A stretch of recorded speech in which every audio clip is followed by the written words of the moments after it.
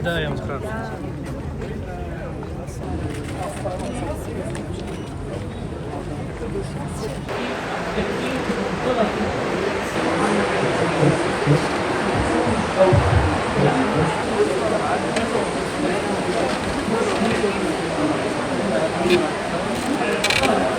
Mesdames et messieurs, chers enseignants, chers élèves,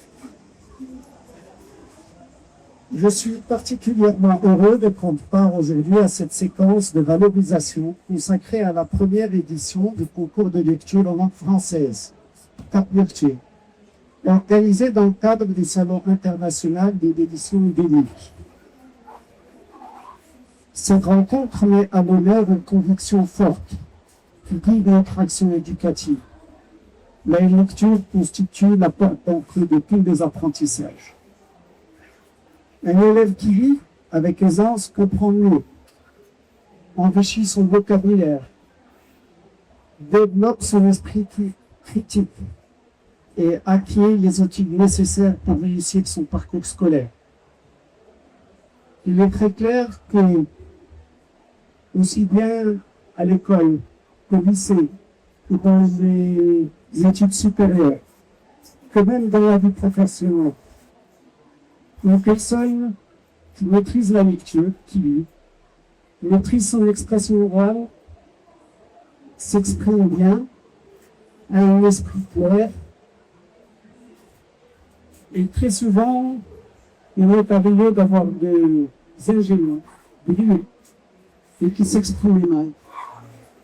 Et souvent, ils n'arrivaient pas à organiser leur travail, à organiser leur réflexion de la bonne manière et de la manière voulue. D'où la nécessité de maîtriser son vocabulaire, de maîtriser sa parole, de bien communiquer. Et il n'y a rien de mieux que la lecture pour cela.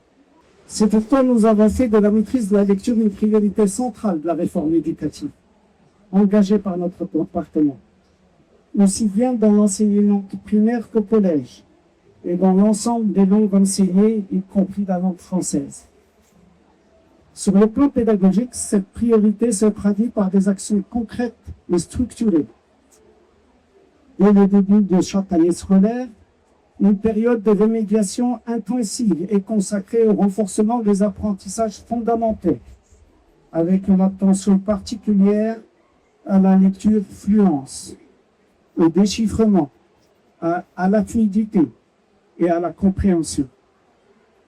Ce travail se poursuit tout au long de l'année à travers des séances régulières de lecture-compréhension et un suivi continu des progrès réalisés par les élèves. Déjà, merci à tous d'être ici. Moi, je suis ravie de voir que la présence de la France, pour la première fois invitée d'honneur de ce salon du livre, suscite autant d'intérêt. Pour moi, en tant que ministre française chargée de la francophonie, c'est vraiment un plaisir d'être ici à Rabat pour un événement aussi important et avec une présence aussi importante, surtout de jeunes. J'ai rencontré énormément de jeunes étudiants, collégiens de l'école primaire qui sont intéressés par la langue française. Et ça, c'est une source de grande joie parce que le français, nous l'avons en partage. La francophonie, elle nous appartient à tous ceux qui parlons le français. Et je suis ravie de voir qu'il y a vraiment une mise en place d'une politique pour permettre à la langue française de se diffuser très largement. Parler le français, c'est une source de mobilité pour les jeunes marocains, de mobilité partout dans l'espace francophone. D'ailleurs, ça couvre aussi beaucoup de pays en Afrique, des pays en Amérique, des pays en Asie. D'ailleurs, le sommet de la francophonie se tiendra cette année au Cambodge. Et puis, c'est important évidemment pour notre relation bilatérale. Je suis aussi ici parce que je suis ministre en charge des partenariats internationaux.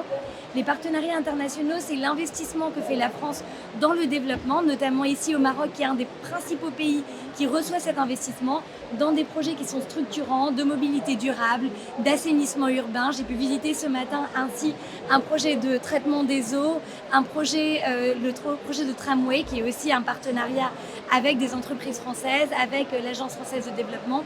Et j'ai également pu découvrir un projet de prévention des feux de forêt et de préservation de la biodiversité des forêts au Maroc. Et puis c'est l'occasion évidemment de rencontrer des homologues marocains dans le cadre de nombreuses rencontres et notamment du gouvernement ouvert où j'aurai l'occasion de me rendre demain. Donc c'est une visite extrêmement complète qui montre la solidité, la richesse de notre partenariat qui pour moi en tant que représentante du gouvernement français était essentiel. Et puis je regrette seulement de ne pas pouvoir rencontrer la communauté française, mais je le dis, il y aura des élections des élus locaux des Français de l'étranger, donc on est en période de réserve, donc je ne peux pas faire de grandes rencontres avec la communauté, mais c'est l'occasion de leur adresser un message. Si vous êtes français et que vous habitez au Maroc, vous avez la possibilité d'élire vos représentants locaux le 31 mai, donc c'est important de se mobiliser parce que la démocratie, elle vit aussi pour les Français de l'étranger. Mais la lecture ne relève pas uniquement de la performance scolaire. Elle est aussi un formidable levier d'épanouissement personnel, d'ouverture culturelle et de construction de l'imaginaire. C'est dans cet esprit que nous poursuivons l'équipement progressif de nos établissements en points de lecture et en bibliothèque scolaire, que nous encourageons les clubs de lecture, donc que nous multiplions les ateliers ludiques permettant aux élèves de faire vivre un accompagnement quotidien.